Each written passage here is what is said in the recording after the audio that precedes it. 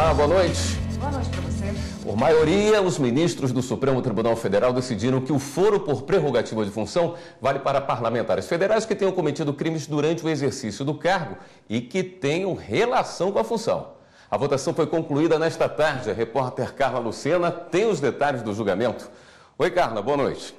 Olá, William. Boa noite para você, boa noite a todos. O julgamento sobre o alcance do chamado foro privilegiado chegou ao plenário após uma questão de ordem apresentada pelo ministro Luiz Roberto Barroso. Esse julgamento começou no final de maio de 2017 e naquela ocasião 7 ministros concluíram por restringir o foro e que deveria permanecer no STF os crimes cometidos por parlamentares durante o exercício do cargo, e esses delitos teriam que estar relacionados à função de parlamentar. O tema voltou à pauta em novembro de 2017 por meio do voto vista do ministro Alexandre de Moraes. Ele também concluiu pela restrição do foro, mas para ele os crimes também deveriam ser incluídos, todos aqueles crimes cometidos pelos parlamentares a partir da diplomação, independentemente deles estarem ou não relacionados com a função. Na sessão de ontem, votaram o ministro Dias Toffoli, também um voto vista, e o ministro Ricardo Lewandowski.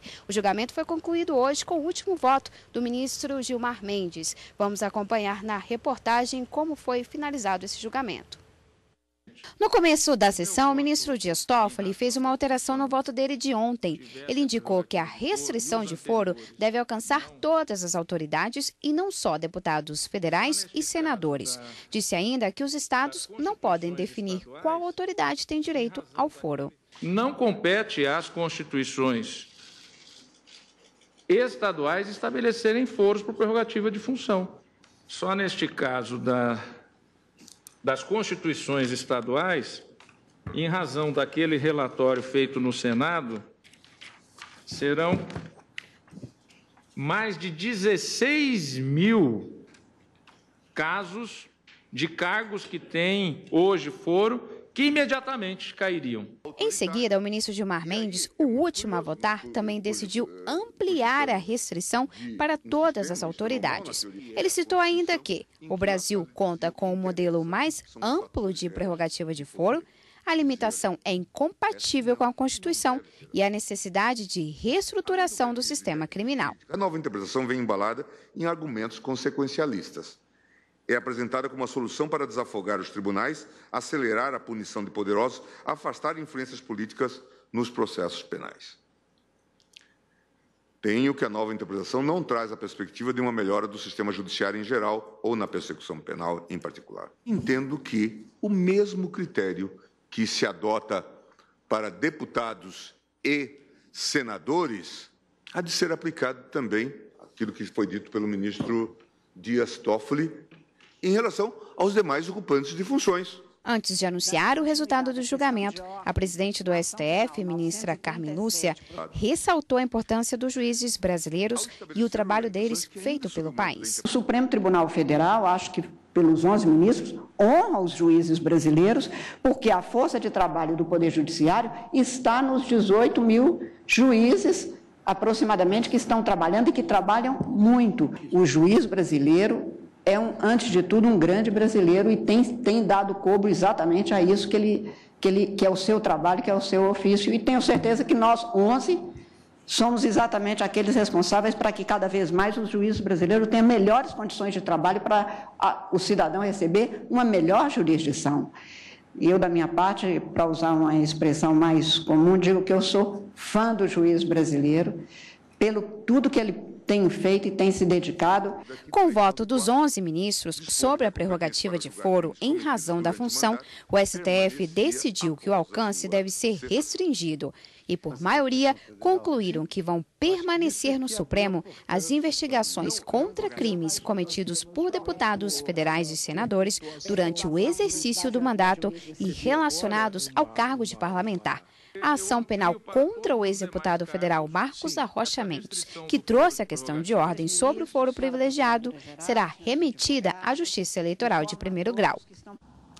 E quem está aqui para comentar a sessão de hoje é a consultora jurídica da TV Justiça, Karina Zucolotto. Boa noite, Karina. Boa noite, Érica. Oi, Karina, boa noite. Olá, William. Ao final dessa sessão, ainda deu tempo dos ministros votarem uma ADI, né? Exatamente.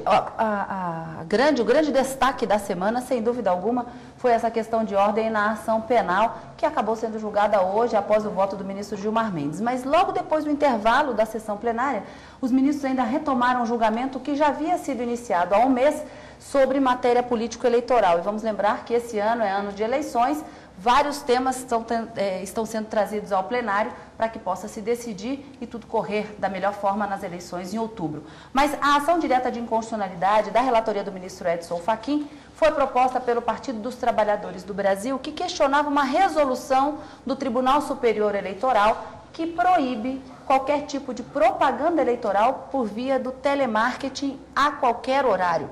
O PTB alegava nessa ação direta de inconstitucionalidade que essa resolução do Tribunal Superior Eleitoral, primeiro, usurparia uma competência que seria do Congresso Nacional para legislar sobre esse assunto, e também que violaria diversos princípios da Constituição, como o princípio da liberdade de manifestação do pensamento, liberdade de consciência, liberdade de acesso à informação e de comunicação, mas todos esses argumentos foram rebatidos quando o julgamento iniciou pelo ministro relator Edson Fachin e pela maioria que se formou na sessão plenária de hoje, exceto o ministro Marco Aurélio, que julgava procedente essa ação direta de inconstitucionalidade. Mas para o ministro Edson Fachin e os demais que o acompanharam, não haveria qualquer tipo de usurpação de competência legislativa, já que o Tribunal Superior Eleitoral tem competência regulamentar. E o ministro Edson Fachin disse, quando do início do julgamento, não é porque existe um vazio normativo, a lei não proíbe, que tudo seja possível, qualquer tipo de propaganda eleitoral pode ser feita. Não.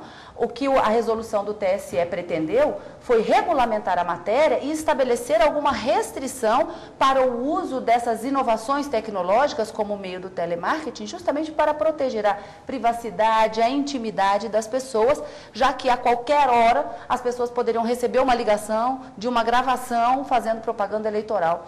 Então, essa restrição faz parte desse poder regulamentador que, de uma certa forma, limita e restringe dentro daqueles princípios e diretrizes já estabelecidos na lei eleitoral. Da mesma forma, votaram o ministro Luiz Fux, que hoje trouxe esse julgamento com o seu voto vista, mas acompanhando integralmente o voto do ministro Edson Fachin e, como eu disse, a maioria que se formou. Portanto, para as eleições de 2018, fica proibida a propaganda eleitoral via telemarketing, mantida, portanto, a resolução do Tribunal Superior Eleitoral. Obrigado, Karina. Obrigada, Karina.